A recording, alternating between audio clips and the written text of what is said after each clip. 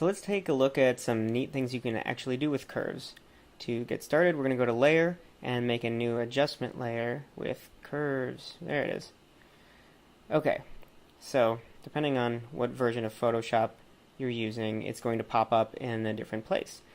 For us, it is over here on the adjustments panel on the right side. So I'm just going to drag it over here so it's easier to look at. So we got that and a nice picture of Lucy in the pool. And we're going to mess with the color.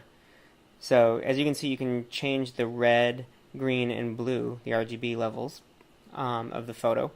And when you do this, it will vary from being RGB to CMYK or lab, depending on what color mode you're using. So you can see here I'm messing around with it, and we'll go over what I'm doing in a second. Basically what's happening, though, is I'm adjusting where the colors are more prominent and where they're less prominent on the tonal scale. Okay, so let's take a look.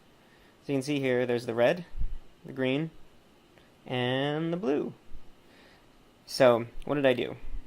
On the red layer, I adjusted the highlights so the reds would be more prominent where it's lighter, and tone them down in the lower areas of the photo so the shadows don't have as much red in them.